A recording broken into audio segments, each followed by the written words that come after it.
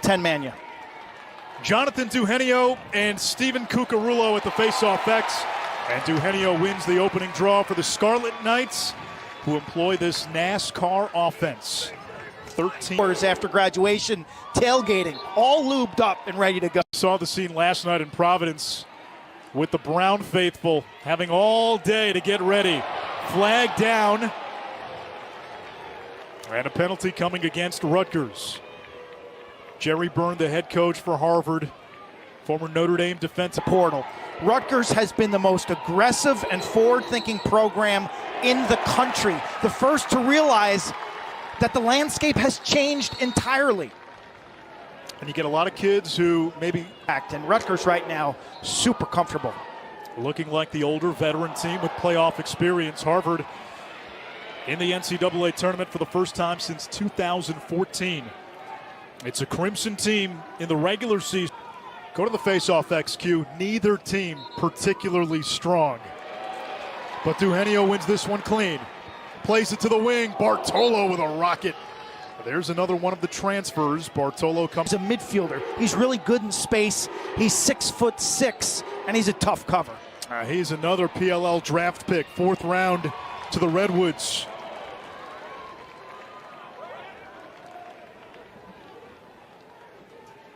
Former captain of the Quakers, kind of an injury-riddled career. He's big game experience, like you dream about. He was a member of that 2019 Penn team that played an epic quarterfinal game. Graduate student here.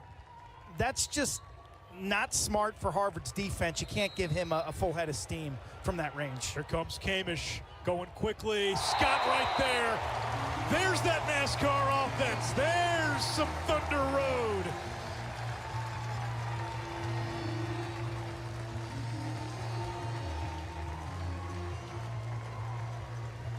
A huge crowd at your sack.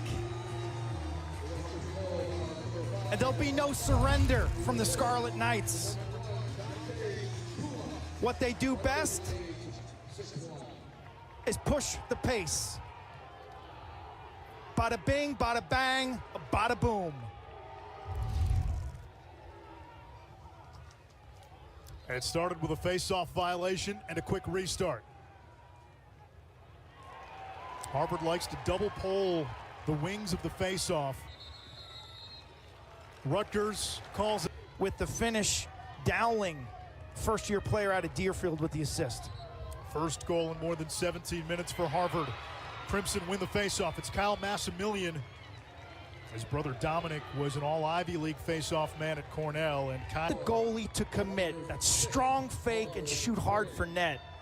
Well finished. You mentioned Harvard needing to go to the pick game, and we've seen it offensively. Massimilian stays out there. This face-off won by Rutgers. Daninger. Back to Dugenio.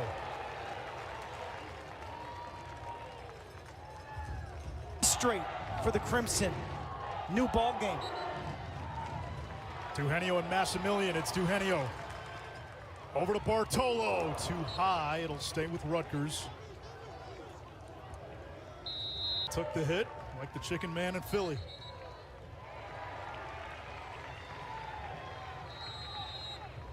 Face-off violation on Rutgers. A 3-1 run by Harvard. Temporarily stunted by that Cameron goal. Mom and 2 brothers played lax at Harvard, a junior with only 4 games under his belt. Another face-off violation.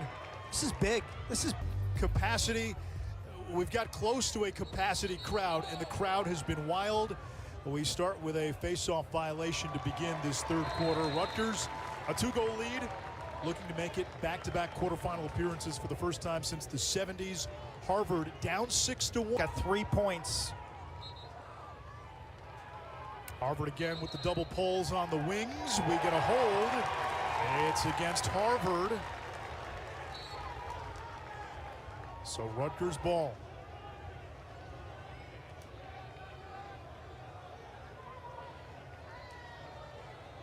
You got to call out numbers. Check up. Dugenio wins the face-off. Rutgers dominating that category. Dugenio streaking toward the alley. He and roommate Colin Kirst, the Rutgers goalie, they make handcrafted coffee every morning. I love it. I love it. I grind my own beans every day, 1 cup. It's a treat. I could see you in retirement being like Tom Hanks in Castaway. Move to a remote. Simple catch and finish. Another face-off violation on Harvard.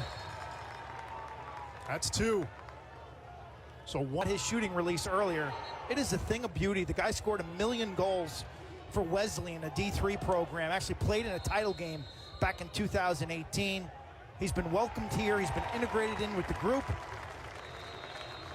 And he's been a primetime weapon, Niche. Loose Defense doesn't get there on time, and he paints it up. Man, he has really turned it up a notch, hasn't he? Dugenio off the face-off win. Today, 10 multi-goal games on the season. He scored in every single contest for Rutgers. Dugenio had won the face-off, and that's what Harvard can do. Really amazing for Rutgers, and you go back a year ago when they were a quarterfinalist. And the whole argument, should Harvard be in, should they be out? Listen, we're past that. That was last Sunday, and we've beaten Barbaro into the ground.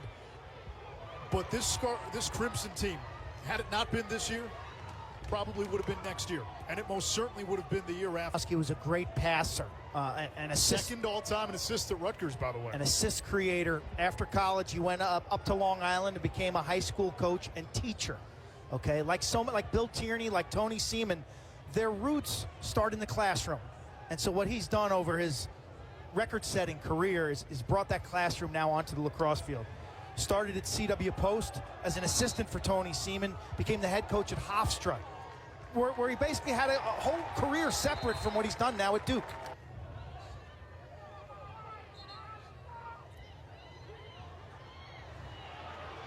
Martin Nelson off the wings. Can Harvard get it to within 4? Still a lot of time left in this game. I think one thing we've learned, Anish, we've seen, and Colo, fans on the grassy knoll enjoyed every minute of it. They've been throwing beverages over the fence. I think that's the key over there, Anish. Like, you can't bring that stuff into a stadium, but that's next to the parking lot. I think I see things going over the fence. I'm noon producing. The usual suspects for Rutgers. Coyne off the wings of the faceoff. Dumps it downfield into the cross of Yeager. You think about moments, right? For Michelle Kirst last year, the first round. Collins suiting up for Rutgers as the Scarlet Knights tack on one more in transition. That's Sam Stephan, the backup Fogo. To get back to the Kirsts, Colin and his brother Connor taking on brother Cole, who's at Lehigh in the first round last year. Today, Mom had to make a decision. Do you come here? Do you go to Ithaca? This could potentially be Colin Kirst's last game. Well, now she's going to have another decision next week. Do you go to Long Island or do you go to Columbus, Ohio? Stephan takes that right down the tunnel that he loved. Tunnel of love. Michelle was she's a Rutgers alum. Yeah. Kyle was a really good goalie here in the 90s. He was a longtime coach in Jersey for 20 years. Number 7 for number 5. A Rutgers runaway.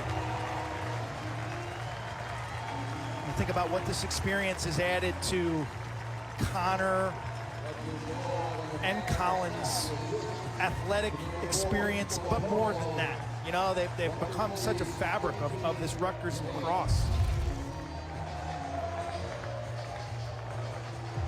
Transition, Stephan scores earlier, and a little bada bing, bada bang, bada boom, the sharp passing. Rick Mercurio would have loved that one. What do you say? What do you know?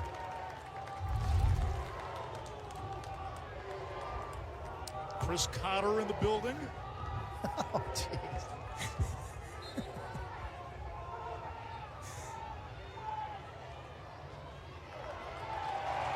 Stephan wins the faceoff. All Rutgers in this second half. Stephan, they have 4 Fogos. They got like 5 backup goalies. It's a pretty big roster, 53 for head coach Brian Breck. But they've used Luke Romanek at times, Michael Ott, the senior from PA, and Dugenio. I believe the NCAA tournament record for most goals in a game is 9.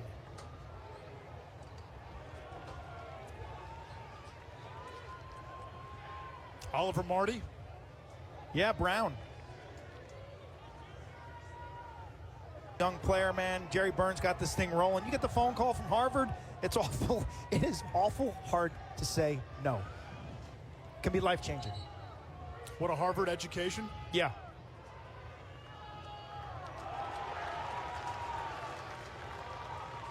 So the quarterfinals will take place next week, and the 4 teams that we will see in Long Island on Long